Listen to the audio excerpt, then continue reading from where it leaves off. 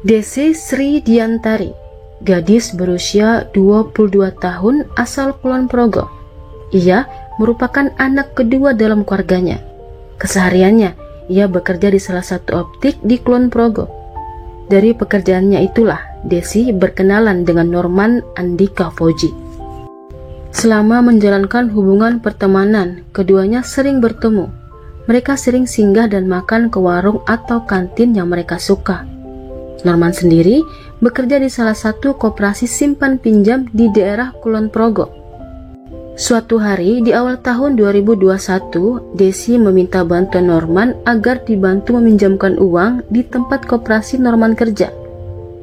Tapi lantaran dipinjam Desi hanya 2 juta, koperasi tempat Norman tak bisa memberikan pinjaman. Hal itu dikarenakan di koperasi tempat Norman kerja hanya akan memberikan pinjaman di atas 2 juta.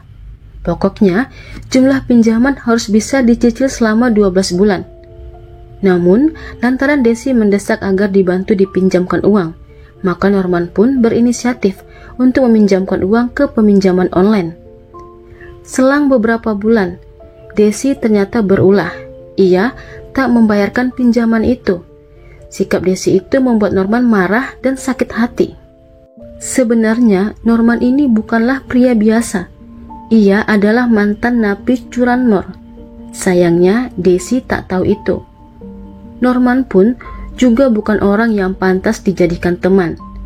Selain dengan Desi, ada 3 gadis lainnya yang di saat waktu bersamaan sering dihubungi Norman. 4 gadis muda itu memang sudah direncanakan Norman untuk dijadikan targetnya. Mereka antara lain Desi, Takdir Sunarti, Sari, dan Citra.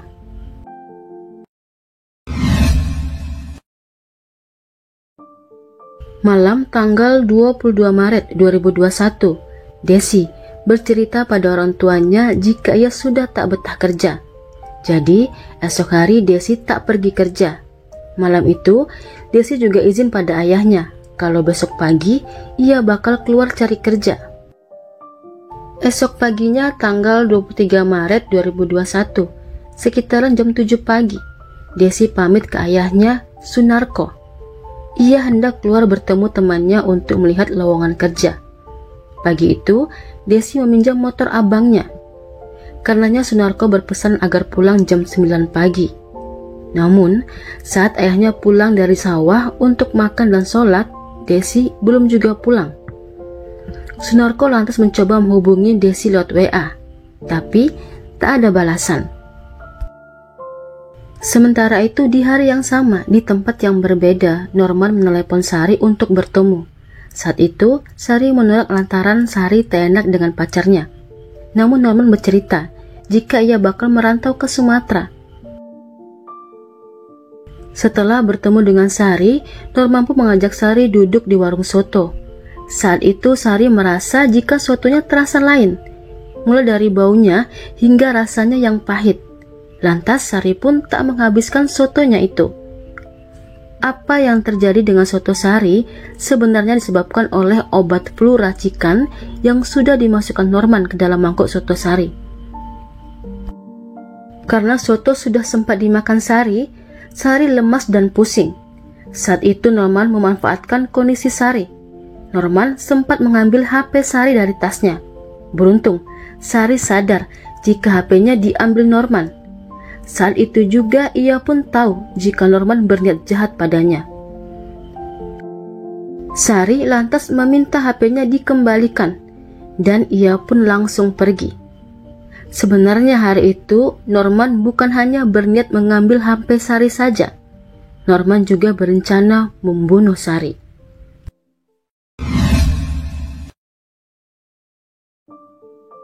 Gagal dengan Sari, Norman lantas menghubungi Desi.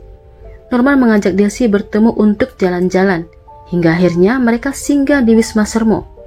Di sana keduanya sempat bertengkar. Namun saat itu kondisi masih baik-baik saja. Di tengah obrolan, Norman pergi mengambil minuman botol yang ada di jok motor. Saat itulah Norman mencampur obat flu racikannya. Begitu minuman diminum Desi, gadis itu pun pingsan. Dan saat itulah Desi dihabisi Norman. Semua benda pribadi Desi dan motor orang tua Desi dibawa Norman. Sementara itu di rumah orang tua Desi sudah gelisah lantaran Desi tak juga pulang dan tak bisa dihubungi. Padahal hari sudah malam. Hingga sekitaran jam 9 malam, salah satu tetangga menemui Sunarko.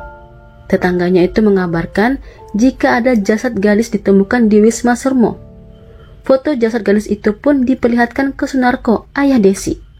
Seketika itu, Sunarko lemas terduduk dan menangis.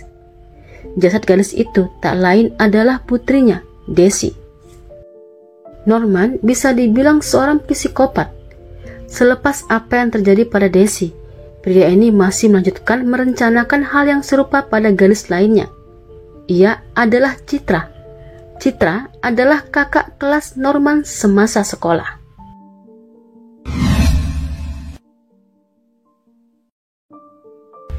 Pada tanggal 2 April 2021, Norman mengajak Citra jalan-jalan. Saat itu juga sebenarnya Norman mencari-cari lokasi yang sepi untuk menyerang Citra. Beruntungnya, saat itu Citra terus-terusan ditelepon sang ibu. Ia diminta untuk segera pulang. Citra pun lantas pulang ke rumah. Rencana Norman pada Citra gagal. Tak putus asa dengan rencana jahatnya, Norman lantas menagarkan takdir Sunarti menjadi korban berikutnya. Takdir Sunarti adalah penyandang disabel. Norman lantas menjemput Sunarti. Alasannya mau mengajak Sunarti jalan-jalan. Hingga pada akhirnya Sunarti dibawa ke kantor dermaga Pantai Wisata Gelagah. Saat di sanalah Norman memberikan minuman soda yang sudah dia campur dengan obat flu racikannya. Gadis malang itu pun tak sadarkan diri hingga akhirnya meninggal. Melihat Sunarti yang sudah tak sadarkan diri, Norman mengambil barang-barang berharga milik Sunarti dan lantas pergi meninggalkan Sunarti. Hingga pada pukul 8 malam, seorang warga bernama Denny menemukan Sunarti tergeletak di lantai dengan mulut yang berbusa. Sunarti sudah tak bernyawa. Penemuan jasad itu lantas dilaporkan ke Polres Kulon Progo.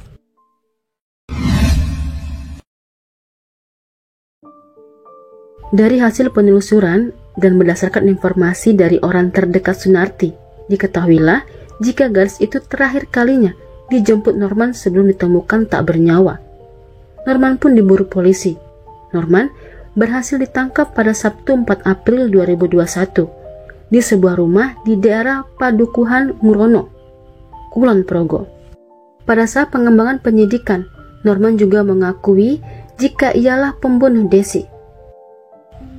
Persidangan pun digelar oleh Pengadilan Negeri Wates Kulon Progo. Saat itu keluarga Desi memohon kepada pihak pengadilan agar Norman divonis hukuman mati. Saat vonis dibacakan pada tanggal 22 November 2021, Hakim Pengadilan Negeri Wates Kulon Progo memvonis 11 tahun penjara kepada Norman.